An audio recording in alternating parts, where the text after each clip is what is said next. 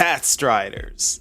The characters we play and those who walk along the paths paved by the aeons. People from all walks of life from all over the universe that all manage to have a single thing in common. But with so many powerful Pathstriders, you can't help but ask the age-old question, who would win in a fight? And who is the most powerful of them all? Well, that is what I hope to answer today. Because Pathstriders can be anyone from an immortal legendary swordswoman who balances on a tightrope of sanity and madness to a street performing streamer who was originally a noble from a planet that got destroyed by the Antimatter Legion, forcing her to live in the IPC mines where she became a pirate, then arrested, then dumped off in chains on the Shinjo where she would then become a street performing streamer. Then you guys ask me why she's nihility. Anyway, Gwenifen's tragic past aside, let's set some ground rules here. Pathstriders and Emanators are two different things. Pathstriders draw power from paths and Emanators are given power directly from an aeon. Emanators are disqualified because I already made a video about them and managed to get a very positive like ratio, which I find miraculous in a power ranking video since that normally ticks people off, which means I did a pretty good job. Anyway,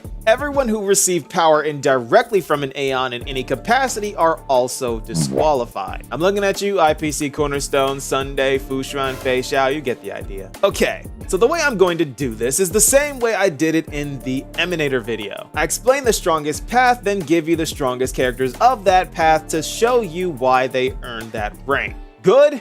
Good.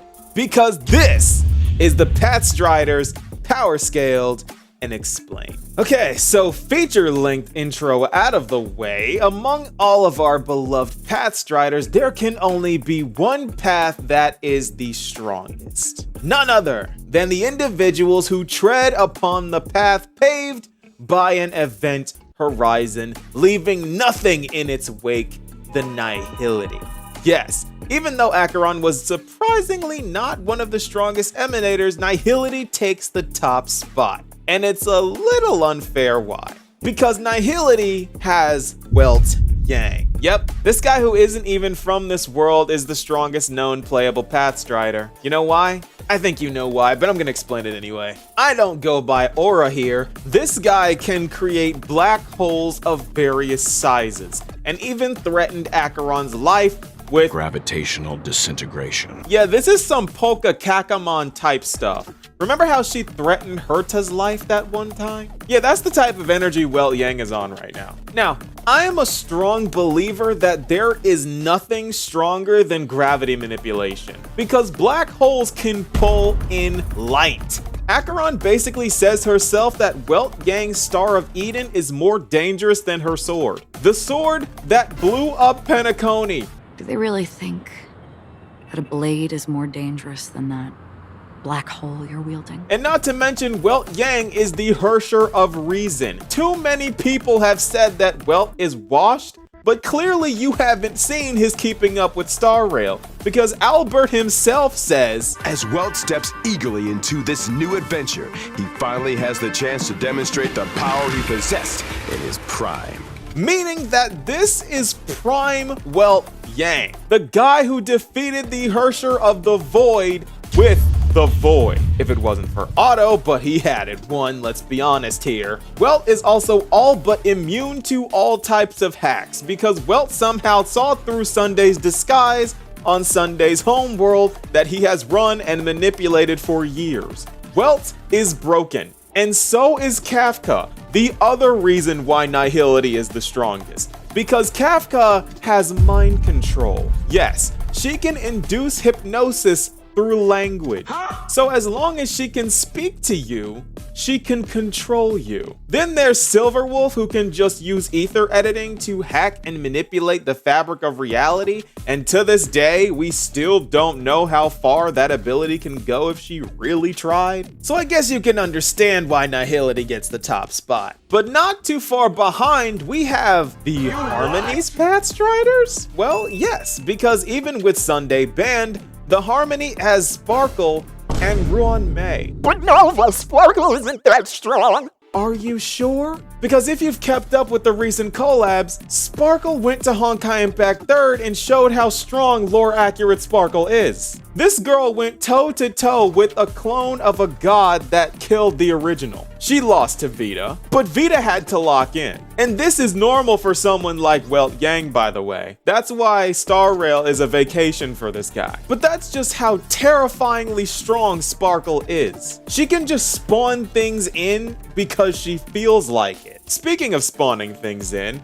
then there's Ruan Mei, the woman who created a vastly weaker emanator of propagation. The only reason why she's a tier under Sparkle is because Sparkle has shown her potential and Ruan Mei's is kinda up in the air. And it can stay that way until she eventually finds a way to become an Aeon or creates a fully powered emanator, which she probably could. Moving on from the cheaters with broken abilities that make no sense, let's talk about the strongest actual fighters. The strongest being the sword champion of the Shenzhou, Jing Liu. Known for defeating Hu Lei and being the pivotal factor in the defeat of Shu Hu, the emanator of abundance that brought a world-eating planet to life, Jing Liu is a force that cannot be ignored or forgotten. Combined with her Mars-struck body, even though it is breaking her mental state, she is still effectively immortal in battle just like Blade, which earns her the top spot. However, I could just as easily give this spot to Firefly purely because she's a living weapon created to fight against an ever-replicating enemy. She also looks to have survived her planet blowing up, so to be honest, it could go either way. But I don't think Firefly has a way to kill someone who is Mars-struck like Blade and Jing Liu, because they can just heal it back. And if she could kill someone like that, Blade would have had her kill him a long time ago. So I gotta give it to Jing Liu because the abundance healing is absolutely broken. But either way, Destruction gets the 3rd place spot. Coming in at 4th place, we have the Erudition. And since Jade and our General are banned, I gotta give it to Himeko because giant space laser. And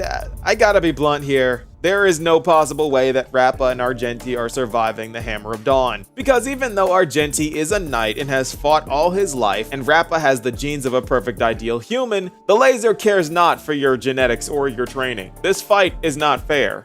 Giant space laser, end of discussion. But here's where things are gonna get a little weird. Because in 5th comes the Hunt Pathstriders. And I'm gonna go by in-game feats here. So I gotta give it to the student of the strongest destruction character, Yan Qing, aka Yan King, aka the future sword champion, the ringmaster of the war dance, the one who defeated Hu Lei just like his teacher at a much younger age. The reason why I'm giving it to Yan Qing instead of a senior Galaxy Ranger mainly is because I can't see Boot Hill beating Hu Lei. Training with Jing Liu buffed Yan Qing so much that he isn't even the same guy we used to know anymore. Yes, I know Boot Hill can do a ton of damage from range, but he just doesn't have the feats. And that's what makes this so complicated. It's a trained fighter versus a professional bounty hunter. You take your pick, but I'm gonna go with Yan Qing here. Quick honorable mention to poor Seele, the girl who is so fast that she can break time and space to appear in multiple places at once. An ability only replicated by Acheron, and Seele for some reason still can't beat Gepard in a fight. Hey, I'm not snubbing Seele here, the game is. Blame Hoyo. She should be the strongest Hunt character in the game based off of her straight up broken abilities, but the game never shows it. Rant over, on to the next. Wait a second. Did Seele just outrun a bullet? Play that again. Let's make this quick.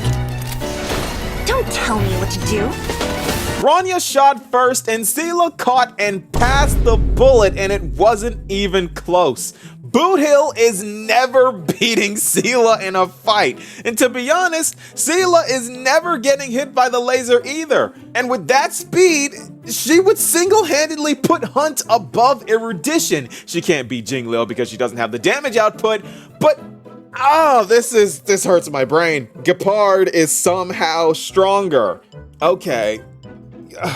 You know what? Do with that information what you will, because we gotta move on. Next up, I'm going to give this spot to the Abundance Pathstriders entirely because of Luocha. Okay, I'm violating the rule of confirmed feats here, but hear me out. Luocha is the auto-apocalypse XP, and this guy is walking around with the remains of the Aeon of Propagation in a coffin that isn't even his. He is so terrifyingly suspicious that he has to be somebody dangerous. We just left the Shinjo too early to figure it out. Finally, in the last spot, we have the Pathstriders of the Preservation, who only have 4, 2 of which are disqualified for having Aeon powers, because one has a cornerstone and the other one has the omniscia that Noose gave her. So it's either March 7th or Gepard. And sorry, March, but you're not as strong as the captain of the Silvermane Guards, who is apparently Belobog's strongest fighter, the guy who fights with a guitar case. Go figure. I'm not even going to pretend like I know why he is considered as strong as he is, but he is. So I'm gonna go by what the game tells me. I don't like it. You may not like it. We need more preservation characters, but this is the Pathstriders power scaled and explained. I really tried to do justice to every character and be as unbiased as I can, and this video will definitely be updated in the future because we have a new path of the remembrance. And who's the strongest of that path? Aglaya. Yeah, because she's the only one. But we have 4 preservation characters, and we added a new path. That makes no sense. But what do you guys think? Be sure to let me know, and I'll see you all in the next video. Peace, y'all.